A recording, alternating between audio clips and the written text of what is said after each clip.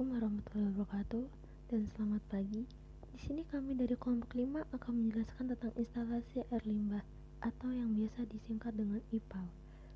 Sebelumnya di sini saya akan memperkenalkan anggota kelompok 5 saya, yaitu yang pertama ada Adri Firmansyah dengan NIM 120250181. Yang kedua ada Atia Salis Ajara dengan NIM 120250175.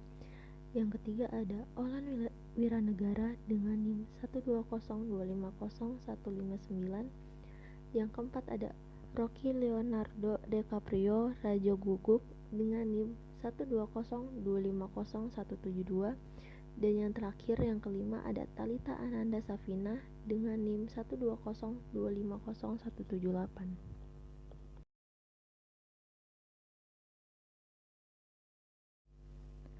Apa sih yang dimaksud dengan IPAL?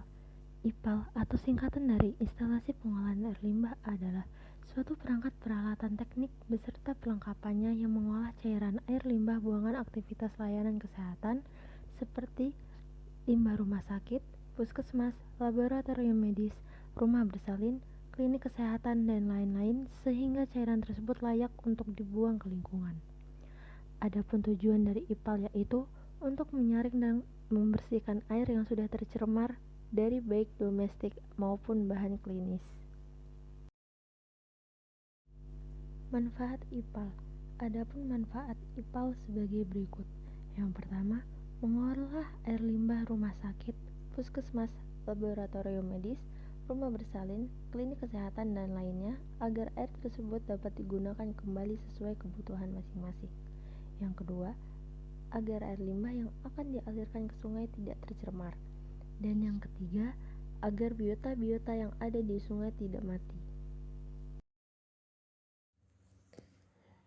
Karakteristik limbah cair. Apa saja yang ada di dalam kandungan limbah cair? Limbah cair yang dihasilkan rumah sakit mempunyai karakteristik tertentu, baik fisik, kimia, dan biologi. Limbah rumah sakit seperti halnya limbah lain yang mengandung bahan-bahan organik dan anorganik yang tingkat kandungannya dapat ditentukan dengan uji air kotor, pada umumnya seperti BOD, COD, pH, mikrobiologik, dan lain-lain. Bagaimana proses pengolahan IPAL? Dapat kita lihat berbagai macam cara pengolahan IPAL. Yang pertama, unit grease trap atau bak pemisah lemak. Fungsi bak pemisah adalah untuk memisahkan lemak atau minyak yang masih tersisa, serta untuk mengendapkan pasir, tanah atau senyawa padatan yang tidak dapat terurai secara biologis. Yang kedua, tahap ekualisasi yang berfungsi sebagai bak penampung limbah dan bak kontrol aliran. Yang ketiga, unit IPAL. Air limbah dialirkan masuk ke pengendap awal untuk mengendapkan partikel lumpur, pasir, dan kotoran organik yang tersuspensi. Yang keempat, air limpasan dialirkan ke bak anaerob. Di dalam bak anaerob diisi dengan media khusus dari bahan plastik. Di dalam reaktor anaerob, penguraian zat organik dilakukan oleh bakteri anaerobik. Zat organik menjadi gas metan dan CO2 serta pemberian udara. Air limpasan dari bak anaerob dialirkan ke bak aerob. Yang 5. Bak aerob. Bak aerob diisi dengan media sambil dihembus dengan udara. Setelah beberapa dari lapisan permukaan media filter akan tumbuh lapisan film mikroorganisme. Hal itu berfungsi untuk menguraikan zat organik yang belum sempat terurai pada bak pengendap awal. Yang keenam, air limbah dialirkan ke bak pengendap akhir dan air limpasan dialirkan ke bak koordinator untuk proses disinfeksi. Sebagian airnya lagi disirkulasikan kembali ke bak pengendapan awal. Permasalahan yang timbul di proses IPAL. Yang pertama, bak penampung atau bak kontrol air limbah luber. Yang kedua, aliran air limbah ke dalam reaktor lambat atau pelan. Yang ketiga, blower di bak aerobik bekerja namun tidak mengeluarkan hembuhan udara. Yang keempat, blower udara di bak aerobik tidak bekerja. Dan yang kelima, terjadi pengapungan di bak aerobik.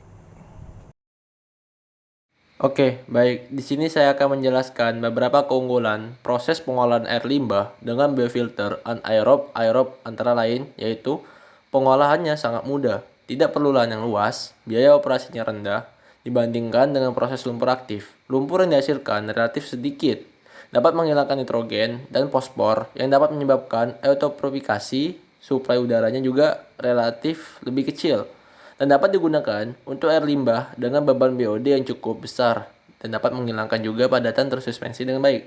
Nah, di sini dapat Anda lihat dan kalian lihat kami membuat sebuah biofilter anaerob. Gambar teknik yang kami buat ini menggunakan aplikasi AutoCAD dan kami membuatnya dengan sedemikian rupa dengan hasil yang kami buat.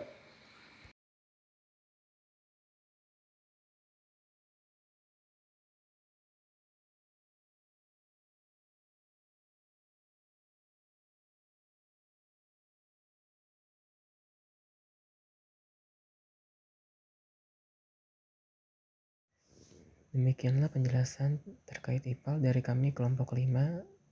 Terima kasih atas perhatiannya. Mohon maaf apabila ada kesalahan kata. Kami mengucapkan terima kasih.